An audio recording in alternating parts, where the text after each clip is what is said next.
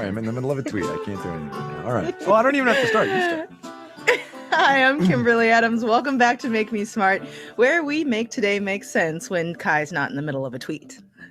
Well, you got to be multi-platform now. That's all I'm saying. Hey, everybody, I'm Kai Rizdal. So good to have you on this Friday happy hour. Economics on Tap is what we call it. We will do a little news and play a little half full, half empty and get you off into your weekends, if we could do that, which we can, because this is America. We can.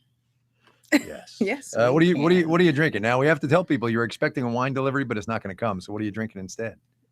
So I decided to experiment today. I had some elderberry syrup I got from the farmer's market. So I know. I had all these little cups this afternoon because I was trying it with different. For those of you just listening to the podcast and not watching the video, my face was going, "What? Elderberry? What?" Well, and so I had all these little cups and I was like trying the syrup with different types of liquor to see which one it might work with. And I landed on absinthe. And so it's elderberry syrup, absinthe, and ginger ale. And it's actually pretty tasty. Oh, I'll bet you that's tasty. Mm-hmm. Yeah. Yeah. Good for you. It's awesome. It doesn't look very appealing. It's like a weird brownish purplish color, but it tastes good. What about you? I'm doing my standard beer. I've got a Stone FML. I don't know if we can see that. I'm a little late on the YouTube here. I can see it. Yes, there we go. Yeah, good. So it's 8.5 ABV. I think I had one a couple of weeks ago when last we spoke. So just having a beer on a rainy Friday afternoon here in Los Angeles, which is all right. All right. So what do we have here? Lots of love for elderberry in the chat. Everybody's good drinks for the are immune gone system, now. says Margie Klitsch. Okay. Margie Klitsch says good for the immune system. Elderberry pie, a lot of love for that. Okay. But everybody's drinks from the chats are now like past where I can see them. Well, so, that's all right. Here we go. Kentucky Owl confiscated bourbon. And I saw somebody was drinking a Cabernet, which is, I kind of wish I had that, but it's all good. Susan is having a Batanga, Molly's favorite drink. Oh, a little shout out to Molly Wood. Yes. Oh, wait. Ronak Gala, if I'm pronouncing that right, I apologize. Still working on my coffee brewed at 7 a.m. Don't do that. Don't do that. Make a fresh pot of coffee. Do not microwave coffee. I'm just saying. It's like a rule. Don't microwave fish at the office or anywhere. Don't microwave your coffee. That's all. That's all I'm saying. Yeah. Mimosas. I see two references to mimosas and a fat tire. Manhattan. Good call. Good one. And so this is the second one I've seen go by. Tej Ethiopian wine. Do you know that? I don't know that. I know of it. I have not had it. Yeah. And I can't tell you anything about it. So maybe somebody else will make me smart about it later on that. I was trying to think of a show we could do on like there's like an alcohol show we could do, and then an alcohol substitute show we could do. I don't know, whatever. We should call it Drink the Local Hooch, which is always my strategy for traveling abroad. Oh my God. What could possibly go wrong? Drink the local hooch. All right. Should we get into the news portion of this podcast, shall we? Yes. All right, you go first because yours are off the beaten path, and we need a little bit of that. Yeah, so the first one is the story from the New York Times, which is about one of these ongoing January 6th trials. A guy named Guy Reffitt, who's on the stand. He's on trial for, attacking the Capitol, one of many, many people who are. And his 19-year-old son took the stand against him today and testified against him. And what's striking about this story is it really lays out how his son watched his dad kind of go down this rabbit hole and become a different person, to the point that he actually called the FBI on his own dad. And it was such a strong example in this story of how the events of January 6th and really what's happening in this country is dividing families in some really devastating ways. And I just thought it was a really powerful story. The other one is a little bit more uplifting, which is a Washington Post story about this consortium of hospitals that has gotten together to make their own drugs, to make their own Yep. prescription drugs, because the prices of so many drugs are getting so high, and sometimes there are shortages. And they were like, okay, we're not going to rely on pharmaceutical companies anymore. We are going to make our own. And so the nonprofit company attached to this consortium, Civica RX, said this week that they are going to manufacture, and I'm reading from the Post article here, manufacture and sell generic versions of insulin at no more than $30 per vial and $55 for 5 injector pen cartridges. The list prices for those things right now can be $125 to more than $500. This is a reflection of the fact that Congress has not acted on drug prices, and multiple administrations, despite saying that they will, have not. But this is a very fascinating experiment to tackle this problem, I think. Yeah, no, I think that's totally right. And the really horrible part of this is that we have it in our power to control this, and yet we are not. And I don't get it. I don't get it, because this is a crippling expense for so many Americans, right? Yeah. I don't know. What? I'm sorry. Somebody said, Kai, if bonds are the unsung heroes of the financial markets, why don't you talk about them in the marketplace numbers? Oh my God. Seriously? Do you even listen? Chuck. Sorry. Oh, Chuck. Sorry. Oh, Chuck. Where's Chuck? Chuck. Oh my God. Chuck, you're killing me. Jesus. It's in there every day. God. I'm wasting my time. I've thrown away 20 years of my life. That's all I can tell you. Oh God. All right. So super quick, and then we'll get on to Drew Jostad and half full, half empty, because I know that's what everybody's here for anyway on a Friday. I just want to close the loop on something that I talked about with Marielle a number of days ago. And that is the demand for dollars in the global economy. Now that Russia's been cut off, we've frozen off their central bank, and the dollar, of course, being the world's reserve currency. So there's an article in the Wall Street Journal today which says, and I'll just read you the headline. It says, whoops, as I can scroll there, and no, she's not going to come in. U.S. funding market shows signs of stability despite Russia sanctions. So here's the deal. Wait, I got to let the dog in. Lily, come here. Come on. Sorry, it's raining out, and she likes to be out in the rain, but then she likes to come in and get warm. Anyway, so here's the deal. The dollar is the world's reserve currency. People pile into the dollar in times of stress, and also into U.S. government debt, bonds. Hello, Chuck. Because they are safe, right? They are backed by the full faith and credit of the United States government. And there was some question, that was the dogs, early on in this invasion, of whether or not, because we had cut off much of the Russian financial system, that people would be flooding into dollars and trying to get more. And would the Federal Reserve have to open swap lines, which is to say, you give me some of your currency, and the Fed says, here are American dollars, and you will be safe. Would the Fed have to open swap lines?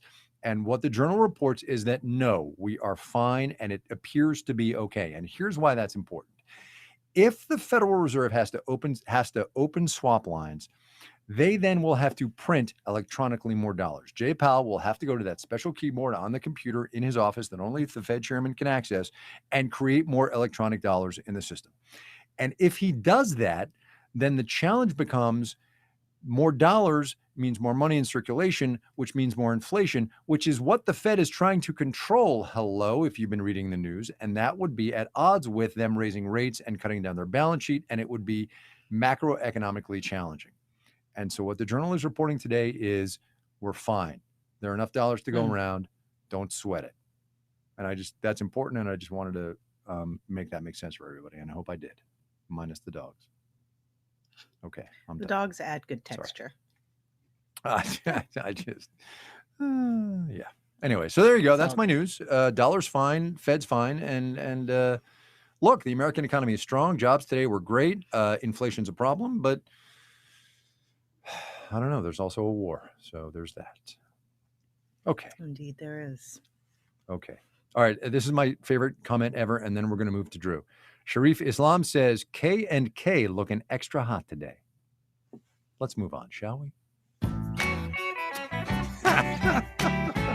we should put that in our marketing. I'm just saying. I don't know who does marketing for Marketplace anymore, but we should put that in it. Huh. It's because you Drew, have go. your curly hair today. I know, right? I'm all frizzy. Anyway, go ahead. All right, your first topic for today. Are you half full or half empty, or were you half full or half empty on President Biden's State of the Union? So here's what was really interesting about that speech. Well, there were a number of things. The first one for me was the first 10 to 12 minutes of it, the Ukraine bit, bipartisan support, lots of standing O's, what he had to do, and that was it. And then it just turned into a laundry list, and I'm so bored with laundry lists. So that's number one. Number two is clearly they had this whole speech written a week and a half ago, minus the edits from all the executive agencies and departments. And then Ukraine happened, and they had to cut off a bunch of stuff to fit it into an hour-ish. And so they cut out all the transitions, they cut out all the flowery language, and they did 12 minutes on Ukraine, and then bang, bang, bang, bang, bang, bang, bang, laundry list. And so I'm mostly half empty on all State of the Unions, to be honest with you. I watch them, to be clear. I enjoy the spectacle, but I'm empty on them. I'm going to go straight like middle of the road, half full, half empty, just half, because yes, laundry list, yes to everything you said about, the clear last minute revisions to it. Yeah. But just as a personal point of privilege, there was something in that laundry list that I really appreciated, which was that he talked about the mental health crisis in this country, including a mention of the renewed focus on mental health parity, which is something that I've been covering with our APM team on Call to Mind. And so to see the mental health crisis being talked about on that platform and getting that kind of attention, I thought was a really good thing. Totally fair. Totally agree. Yep. Next. To entertainment, where we will spend some time today. Are you half full? Oh, we will? Okay. Or half empty on AMC charging more for tickets to see The Batman? Well, so look, movies already have dynamic pricing, right? If you go at 7:00 on in the normal times when we're all going to the movies, if you go at 7:00 on a Friday night, you're going to pay more than a Sunday matinee at 2. So sure, why not? Airlines do it. I mean, everybody does it. Dynamic pricing is like the thing. Sure, whatever. Half medium, I guess. I'm going to go half full because I love the experience of going to the movies when I go, which is not often, but it's a nice experience. And I know that they were at a lot of risk of shutting down. And I know you talk to a theater owner quite a bit. It's not quite movie theater owner, but those venues were really at risk. So whatever keeps them going is, I think, a good thing. So I'm going to go with half full. When was the last time, Kimberly, that you were actually in a movie theater? When I went to see Dune with Noelle. Oh, did you really? Well, Noelle King, late of NPR and now spectacularly of Vox and Today Explained. Well, oh, interesting. What did you think of Dune, by the way? It was okay. Like, it was cinematically beautiful, but storyline, I don't know. I think I probably read too much sci-fi fantasy to be very impressed by Hollywood interpretations of these types of things. So interesting. Yeah. Right. But it was a good experience, like going to the movies. Yeah. Look, I miss it. I haven't been in 2+ years, and I honestly kind of miss it. Truly. Yeah. Anyway, Drew. Are you half full or half empty on the IRS trying to hire 10,000 staff members to address their backlog? Half full. Come on. You gotta spend money to make money. For crying out loud, this is not hard. I'll be half full on the initiative, but half empty on them, their ability to find those people in this labor market. Right. So, totally a very fair point. Very fair point. Yes. Wow, that was very fast. Fair point. we're just gutting right there today. I am not ready with the next one. No, I mean, I can fill time because people keep asking about my cat. There he is. Yeah, where is the cat? Where is he? He's sleeping there he on is. the bed. Oh my God, people keep mentioning in the chat, where's the cat? There he is. He's behind me. We need a cat go ahead, Drew. That's what we need. Are you half full or half empty on the new shows depicting Theranos and Uber?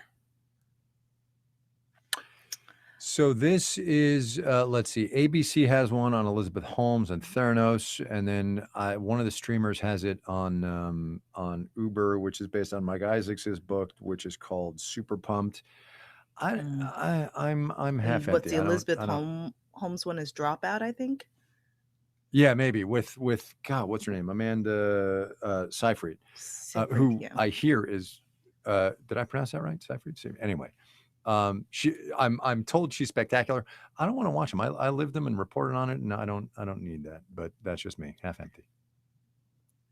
I mean, I'm gonna go half empty. I'm not interested particularly in watching them for about the same reasons. The Yeah. excesses of Silicon Valley, just like I don't need any Right, more of it. right, But on right, the other right. hand, I think that we'll probably look back on these films sort of like we look back on some of those Wall Street films about, the excesses back in the day and that still happen Yeah, now. yeah. I think that's totally fair. I think that's exactly right. Yep. Greed is good and all that, for sure. All Yeah. right. Are you half full or half Try to empty keep up, pal. on a reboot of Reading Rainbow without LeVar Burton? Go ahead, because I don't have a. I listened to a story on Morning Edition about this morning, Yes. and Yep. I was conflicted. But I'm gonna go half full because I think that, I love that show so much, and even if it's not exactly the same, if kids in a newer generation can fall in love with reading in that platform, then I'm all for it. I totally No? buy that. I have no opinion because I was not living in this country when I was of an age to deal with Reading Rainbow or Mr. Rogers or Mhm. any of those. So I honest to Pete, don't have an opinion. I heard that whole story this morning on Morning Edition. Just editorially, I got a little lost in that story, and I think it ended inconclusively to me. But look, anything you can do to get kids to read, I don't care what it is. That's where I am. Yeah. Anyway, there you go. Got another one? Oh, boom, done. All right. Yes, Well, we I made guess it. Drew's That's done. it for us. He's done with us, basically. He's done with us. That's what that means. He's done with you. That is Sorry. it Hey, for hello, us I'm sitting right today. here. Everybody is done with us. The show will be back on Monday. We are still looking for your answers to the Make Me Smart question, which is what is something you thought you knew that you later found out you were wrong about? And, I'm never going to get over that preposition just hanging there at the end, but go ahead. Sorry. I still remember my preposition list from like 6th grade, right? About, above, correct. I know, Anyway, right? So send us everything that you have on your mind, your questions, your thoughts, your comments. I don't care what. Voice memo, or you can email us, makemesmart@marketplace.org, or you can just plain pick up the phone and call us 508-827-6278, 508-UB-SMART, and we will get it maybe on the pod. We'll see. Don't know. Maybe. Do not know. Maybe. Depends. Depends. Oh my goodness.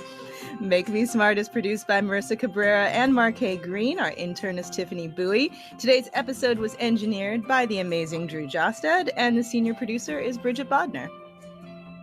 The team behind our game, Half Full, Half Empty, is Stephen Bion, Mel Rosenberg, and Emily McCune. The theme music for that game was written by Drew Jostad. The director of On Demand is Donna Tam. And that's where we are on a Friday afternoon in early March 2022. These are crazy times, I would just like to say. Indeed, Crazy. they are. Yeah. But we persist. And yet we persist. That's right. And we drink. And we drink. Well, you go get your wine from the delivery person, and I'm going to have another beer. So there we go. I think after this particular absinthe cocktail, I'm going to be done for the night.